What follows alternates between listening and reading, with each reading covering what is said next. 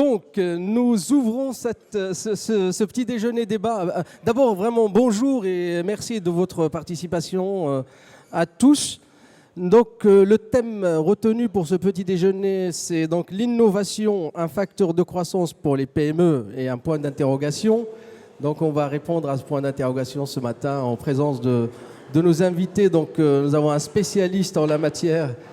Donc, Monsieur Peignon qui va répondre à ces questions. Et nous avons le témoignage de 3 entreprises euréliennes qui, vous allez le savoir, c'est vraiment, ils ont des expériences totalement différentes et en même temps complémentaires dans l'innovation. Donc, nous avons Monsieur Ménez pour l'entreprise AMP, Monsieur Chartois pour l'entreprise Redex et Monsieur Ledru pour la coopérative Synergie. Merci. Mais auparavant, donc, nous allons ouvrir cette matinée par, comme nous le faisons habituellement, donc par un membre du bureau du club La Force d'Entreprendre.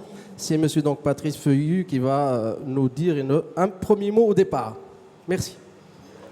Bien, bonjour à toutes et à tous.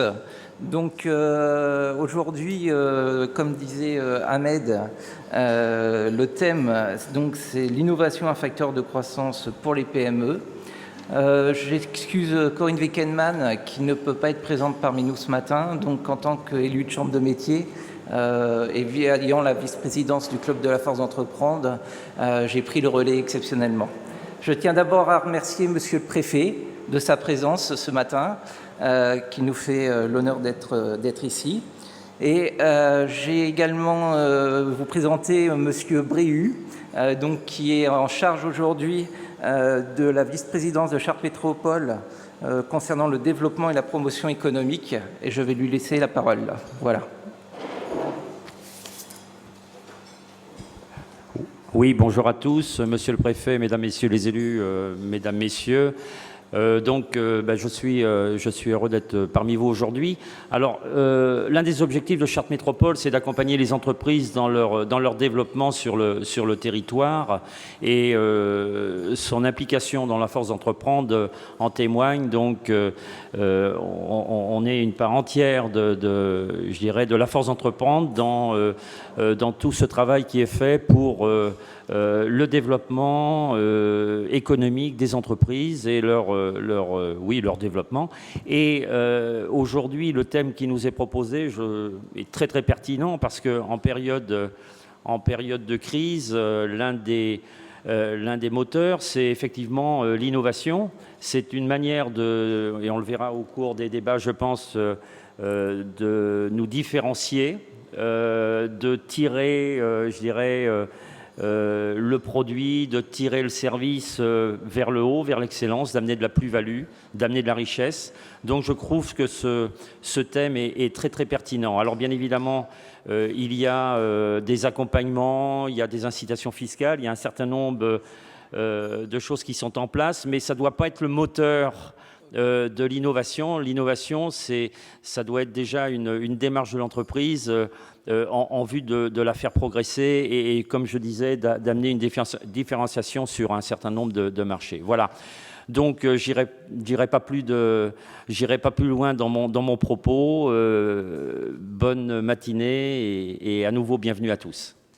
Merci. Madame Nous attendions la CCI qui devait dire un petit mot aussi. Je passe la parole à la vice-présidente. Oui, bonjour à tous. Effectivement, l'innovation est une thématique très très forte et il est très très bien de pouvoir faire une réunion sur cette thématique ce matin.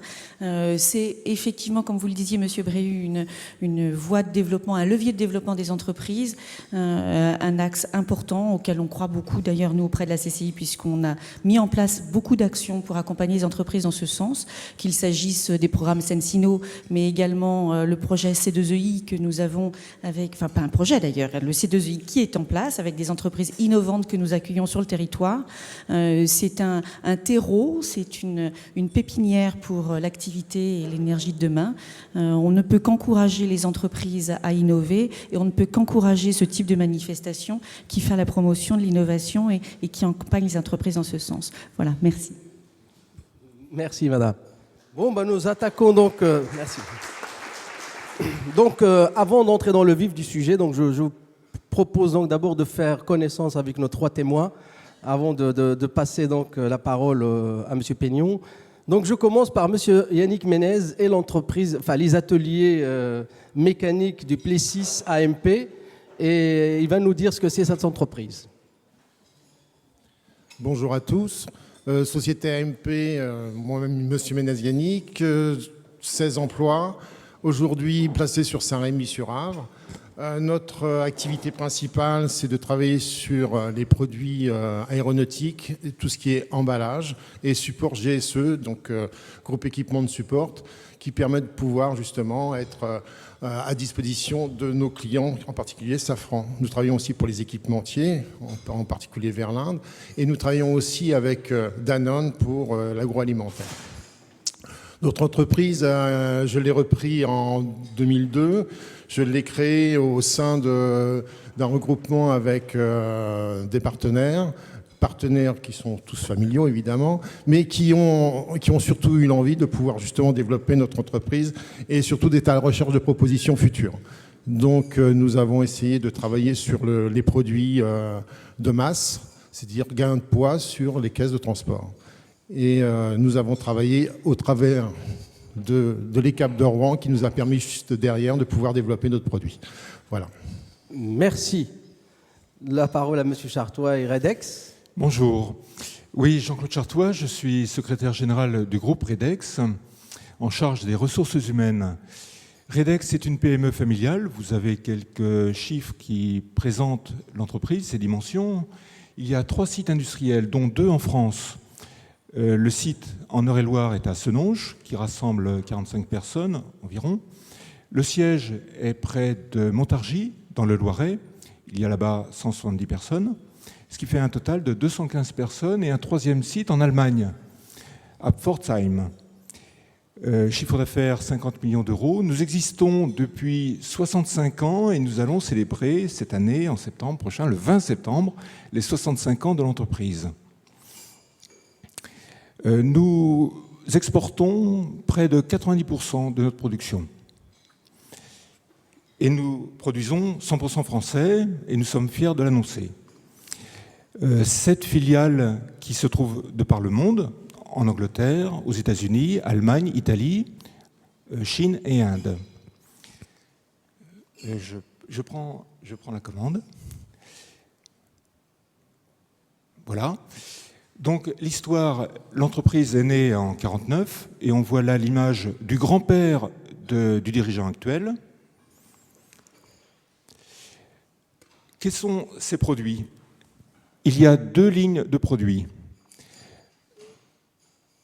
La première ligne, ce sont des produits de transmission mécanique qui sont destinés à la machine-outil, au robot. Ce sont ces 2 réducteurs que vous voyez au milieu de l'image, à droite.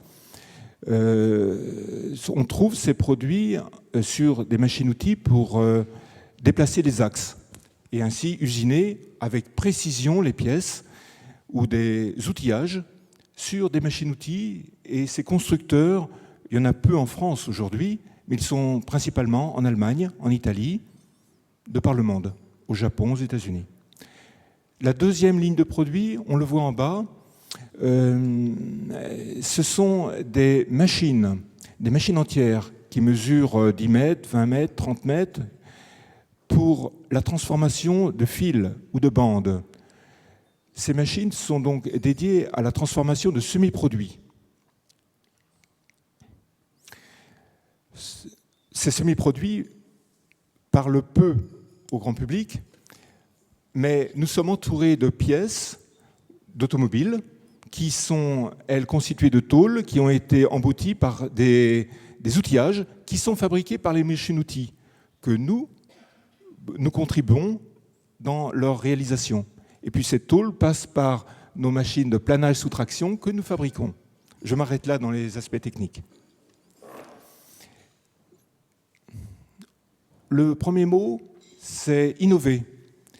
Innover, investir, internationaliser, ce sont les 3 I, ça fait partie de notre ADN depuis 65 ans. Donc, on voit investir. Oui, l'entreprise a beaucoup investi sur ces dernières années. C'est 8% du chiffre d'affaires qui est dans la R&D, et dans l'investissement, on n'en est pas loin, on en est à 5% par an. L'internationalisation, les 2 dernières implantations, c'est la Chine et l'Inde. Okay, merci. Merci, Monsieur Chartois. Maintenant, Monsieur Ledru et Synergie. Bonjour à tous, je suis Franck Ledru, un des 3 co-gérants de la coopérative artisanale Synergie, dont l'objet est de construire et rénover des habitations, des commerces, pourquoi pas un petit peu d'industrie, mais principalement sur de l'habitation et du petit tertiaire. Donc on regroupe 15 entités artisanales de tailles diverses, du simple artisan tout seul à la plus grosse structure qui regroupe à peu près une bonne vingtaine de salariés. À nous 15, nous regroupons 120 salariés et nous intervenons sur toute l'Eure-et-Loire et autour de sa périphérie. Ouais. Ce qui nous a rejoint, ce qui nous a permis de nous regrouper, c'est aussi notre fibre écologique.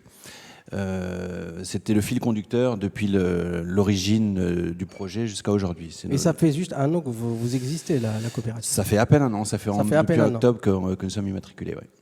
Merci. Donc, comme vous le constatez bien, on a vraiment un échantillon assez représentatif d'une petite TPE, d'une ETI et un artisan ou des artisans qui se regroupent. Et ils sont tous au cœur donc, de l'innovation. Et on passe la parole donc aux spécialistes en posant notre question thématique de ce matin. Est-ce que l'innovation est un facteur de croissance pour les PME ? Bon, alors je vais tenter d'y répondre. Peut-être 2 mots pour me présenter. Adrien Peignon, moi je fais partie du cabinet conseil Efficiente Innovation, cabinet d'une 50aine de personnes réparties sur le territoire français. Je vais prendre la télécommande.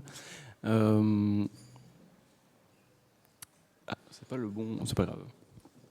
Donc aujourd'hui, Efficiente Innovation, oui, donc comme je vous disais, c'est une 50aine de personnes réparties sur le territoire. On a la chance de travailler un petit peu pour tout le monde, c'est-à-dire qu'on accompagne à la fois des porteurs de projets d'innovation, donc en anté-création, on parlait du C2EI tout à l'heure.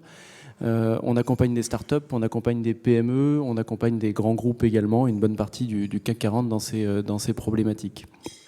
Alors, vous m'avez demandé donc de lancer ce sujet un peu autour de l'innovation. Je pense qu'il est intéressant de partager dans un premier temps peut-être les fondamentaux, ouais. À savoir partager une définition de l'innovation, puisque quand on se prête généralement, même au sein même d'une même entreprise, à la question quels sont pour vous les 3 ou 4 projets innovants de l'entreprise, on s'aperçoit que d'une personne à une autre, généralement ce ne sont pas les mêmes projets qui sont cités. Puisque je crois que le côté interactif est un des maîtres mots de la matinée, ouais. Peut-être que ce qu'on peut faire, c'est solliciter dans un premier temps la salle pour savoir si vous avez des suggestions ou des propositions de définition. Donc vous cherchez la définition de l'innovation. Oui. Selon vous, est-ce que quelqu'un a une définition de l'innovation ?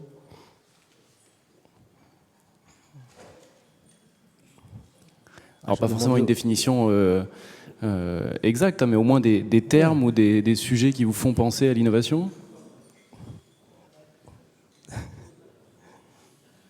Bon, je vais demander à M. Joël Alexandre, je crois qu'il vient d'arriver. Ouais, c'est toujours le dernier qui a... Bonjour.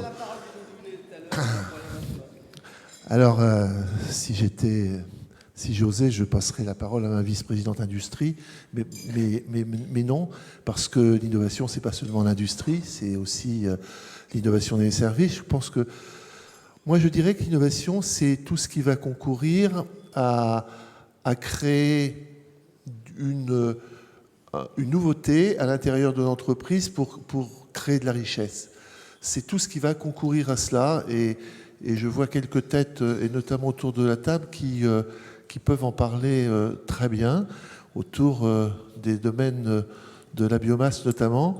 Et ça, voilà, moi je dirais c'est tout ce qui va concourir par des process, quels qu'ils soient, industriels ou de services, à créer de la richesse à l'intérieur de l'entreprise. Et ben voilà, oui, c'est la bonne définition.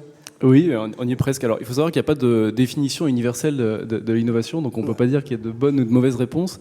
Mais je rejoins monsieur pour l'essentiel dans ce que vous avez pu dire. Donc, je vais proposer ici une définition qui est celle que l'on a adoptée au sein du cabinet. Nous, ce que l'on dit, voilà, c'est qu'innover, hein, c'est proposer des solutions, et je vous rejoins totalement, c'est-à-dire que quand on parle de solutions, on parle autant de produits, de services, de processus, d'organisation. Il faut surtout sortir de ce cliché de dire que l'innovation, c'est forcément du produit. Apportant à l'utilisateur et surtout à toute la chaîne de valeur entre l'entreprise et l'utilisateur final, 2 points clés. Le premier, c'est de la valeur ajoutée. Et le deuxième, c'est de la différenciation. Donc, vous avez parlé de richesse et de nouveauté, donc vous voyez, on se rejoint quasiment hein, sur ces termes-là. Dans le cadre toujours des définitions, parce qu'on est en train de dire, c'est vrai que souvent, et on le voit d'ailleurs autour des entreprises, souvent on a une confusion entre le mot inventer et le mot innover. Est-ce que ces deux mots sont contradictoires, sont-ils complémentaires, ou il faut obligatoirement innover pour inventer ou inventer pour innover? Alors, inventer, c'est découvrir des choses nouvelles. Innover, c'est le carrefour entre l'invention et le marché. C'est-à-dire que pour qu'une invention devienne une innovation, il faut que cette invention s'adresse à un marché en particulier. Voilà. Après, on peut très bien innover sans inventer, c'est-à-dire en recyclant des choses présentes dans d'autres secteurs, etc., etc. Je peux éventuellement continuer la présentation. C'est vrai que quand on dit valeur ajoutée visiblement différente, ça peut laisser un petit peu perplexe. Donc ce que je peux vous proposer, c'est revenir sur ces termes de façon un peu plus précise, c'est-à-dire qu'est-ce qu'on entend par la valeur, en conséquence comment on crée de la valeur ajoutée, et puis qu'est-ce qu'on entend par visiblement différent. Donc la notion de valeur, c'est quoi? C'est ce que vous, au quotidien, vous appelez la notion de qualité-prix. C'est-à-dire qu'on définit la valeur d'un produit, d'un service ou quoi que ce soit par le ratio entre les fonctions auxquelles il permet de répondre et le coût que l'on met en face pour accéder à ces fonctionnalités. Voilà. Alors ça, c'est un premier point qui est très important. Quand on parle de fonctions et de coûts, on a une approche qui est de plus en plus autour du cycle de vie, de l'ensemble du cycle de vie d'un produit. Alors ce que j'entends par cycle de vie, c'est toutes les étapes entre le moment où on est passé de l'idée au projet, puis ensuite on est arrivé à un premier prototype, ensuite on va donc fabriquer ce produit, le distribuer, l'utiliser, le maintenir, éventuellement travailler sur la fin de vie de ce même produit. Et donc premier point, quand on innove, on n'est pas obligé d'innover uniquement sur la partie utilisation d'un produit, c'est-à-dire au moment où je vais conduire mon véhicule, par exemple. Il faut comprendre que dans toutes les phases, on peut essayer d'être innovant.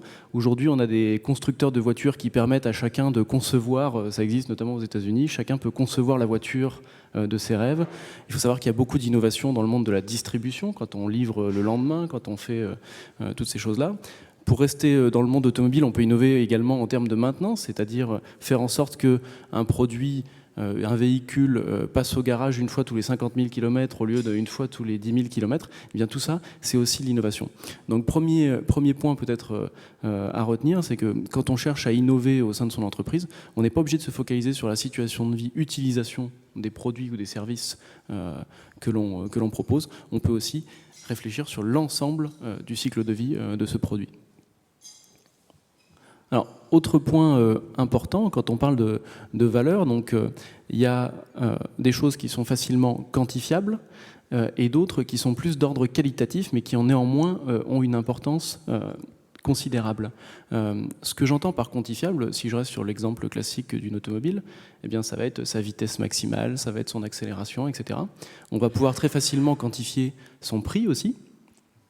Donc là, on est vraiment dans la question d'usage, dans la question de l'échange, mais il ne faut pas négliger, et surtout pour nos PME au sein des régions françaises, deux autres aspects qui peuvent être essentiels. C'est la notion de la valeur d'estime notamment. Donc ce qu'on entend par la valeur d'estime, c'est tout ce qui fait qu'en achetant un produit, eh bien, on se sent, entre guillemets, valorisé. Et donc, quand je parle de valeur d'estime, je parle notamment de toute la question du Made in France. Aujourd'hui, si j'achète deux produits à fonctionnalité identique et à coût identique, je vais forcément choisir celui qui est made in France, puisque en faisant ça, j'ai l'impression de faire un geste pour mon pays. Deuxième aspect tout à fait comparable en valeur d'estime, on a beaucoup développé ces derniers temps au sein des entreprises la notion d'éco-conception de produits, travailler sur des produits à moindre impact environnemental. Eh bien, tout ça, ce sont des facteurs de création de valeur, puisque, encore une fois, l'acheteur, au moment de son acte d'achat, va favoriser à coût égal et à fonctionnalité égale, j'entends, un produit qui a un moindre impact pour l'environnement. Donc voilà, on peut être dans de la création de valeur par performance pure, mais n'oublions pas aussi tous ces aspects qui sont à la portée des PME et qui permettent concrètement de travailler sur la valeur d'estime. Alors, tout à l'heure, j'ai parlé de la définition de la valeur comme étant un ratio entre des fonctionnalités et des coûts. Eh bien, si on veut créer de la valeur, en conséquence, il n'y a pas 50 solutions, il y en a 3. La première, c'est j'enrichis mes services rendus à coût constant, c'est-à-dire j'améliore mes fonctionnalités, mais je fais en sorte de maîtriser mes coûts. Le deuxième, c'est j'arrive à produire le même service pour moins cher. Donc je travaille notamment sur ce qu'on entend par du design to cost au sein de l'entreprise. Et puis, troisième aspect, ce qu'on appelle l'innovation-valeur, c'est la quête du Graal, on va dire, c'est de faire plus de services, et tout cela pour moins cher. Autre point à noter, c'est que la valeur maximum d'un bien ne correspond pas forcément à son service rendu maximum. C'est-à-dire que quand les entreprises cherchent à innover, parfois elles ont tendance à vouloir imaginer le produit, le mouton à 5 pattes qui permet de répondre à tout et tout faire par la même occasion. Ce qu'il faut comprendre, c'est que plus on va chercher à améliorer le service rendu sur une fonctionnalité, et plus tout cela va coûter cher. Si je reste sur mon exemple d'une automobile, si je veux rouler à 160 ou 180 km/h, je peux acheter une Logan à 8 000 €. Si je veux rouler à 230 km/h, je vais plutôt acheter une bonne berline familiale. Et puis je peux continuer l'exemple comme ça. À 300 km/h, ce sera une Porsche qui va me coûter 10 fois plus, etc. Et en Formule 1, on est prêt à payer plusieurs millions d'euros pour gagner 3 km/h en fond de ligne droite. Et donc, ce qu'il faut comprendre, c'est que ces derniers kilomètres-heure coûtent de plus en plus cher. Et donc, à chaque fois qu'on va travailler sur la fonctionnalité d'un produit, il va falloir non pas réfléchir à tout ce qu'on peut créer en faisant une liste exhaustive, mais plutôt à qu'est-ce que l'on peut créer qui va amener beaucoup de valeur ajoutée pour un prix maîtrisé. Voilà. Et ce qui compte, c'est toujours ce ratio qualité-prix. Mais est-ce que dans le processus d'innovation, est-ce que le temps aussi compte? Parce qu'on ne va pas non plus passer le temps, c'est pas comme la recherche fondamentale. Est-ce que lorsqu'on veut innover, est-ce qu'il y a un aspect de temps aussi, comme vous l'avez dit, qui est aussi argent, que l'entreprise doit prendre en compte? Oui, on parle beaucoup de time to market dans le monde de l'entreprise. Ça varie beaucoup d'un secteur à un autre. Dans le monde des nouvelles technologies, tout évolue très vite. Il y a certains secteurs qui sont plus traditionnels, pour lesquels le temps est moins important. Quand je travaille dans le monde du ferroviaire ou dans le monde du nucléaire, les échelles de temps sont assez, voire radicalement différentes de ce qu'on peut trouver dans le monde des startups. Mais néanmoins, la maîtrise des temps de développement est essentiel. Et puis ce qu'il faut noter, c'est que la maîtrise du temps de développement est souvent directement liée au coût de développement également. Voilà, peut-être pour terminer, donc là on voit comment créer de la valeur. L'autre point qui est très important quand on est une entreprise, c'est le deuxième terme que j'ai employé, c'est la notion de visiblement différent. C'est-à-dire que pour innover, il faut créer cette valeur ajoutée, mais être visiblement différent. C'est-à-dire qu'il faut se démarquer visiblement de ce qui existe, pour que l'on puisse, vu de l'extérieur, percevoir facilement cette innovation. Néanmoins, innover, ça ne veut pas dire non plus aller chercher l'innovation qu'on appelle l'innovation de rupture, c'est-à-dire répondre à de nouveaux usages par de nouvelles technologies. C'est-à-dire que si je veux être 100% nouveau, ça va me prendre beaucoup de temps, justement, beaucoup d'argent, et ce n'est pas forcément à la portée d'une PME. Ce qu'il faut comprendre, c'est que dans un produit innovant, si je fais une voiture ou une télécommande innovante, mais ce sera avant tout une télécommande à laquelle je vais rajouter quelques fonctionnalités. Et donc, ce que l'on encourage à faire auprès des PME, enfin ce que l'on encourage les PME à travailler, c'est des produits qui sont comme ceux qu'ils maîtrisent à 80%, et focaliser 20% de leur énergie sur un ou quelques axes de différenciation précisément identifiés, de façon à ce qu'on puisse être visiblement différent sans pour autant avoir à tout réinventer. Et malheureusement, ceux qui cherchent à innover en voulant systématiquement tout réinventer, eh bien, s'enlisent très régulièrement, comme vous le disiez, dans des temps de développement, des coûts de développement. Comment on peut se différencier dans cette jungle aujourd'hui, tellement d'innovations quotidiennes? Je prends par exemple les portables, je prends la télévision, on prend tout ce qui est utilisation par le grand public. Il y a une telle concurrence dans le monde, et comment une entreprise peut innover, montrer le plus et se différencier sans être en rupture? C'est tout l'exercice justement. Donc les marchés, comme je vous le disais, sont très différents. Entre déjà, si on se situe dans ce qu'on appelle du B2B ou du B2C, c'est-à-dire si on s'adresse à des entreprises, si nos clients sont les entreprises ou si les clients sont les marchés finaux, les utilisateurs, on va déjà pas se comporter de la même façon. Et ensuite, c'est vraiment très variable. Il faut avoir conscience de ses forces, de ses faiblesses, et définir justement quels sont les axes de différenciation de demain en fonction des marchés auxquels on s'adresse et des particularités de l'entreprise. Dans une démarche d'innovation, c'est le premier exercice, c'est-à-dire j'essaie de comprendre quels sont mes axes de différenciation à privilégier compte tenu de ma position en fait. Oui, merci. Bon, écoutez, puisque maintenant on a un petit peu les axes principaux de ce que peut faire l'entreprise, on va reprendre, donc maintenant on va passer à la pratique.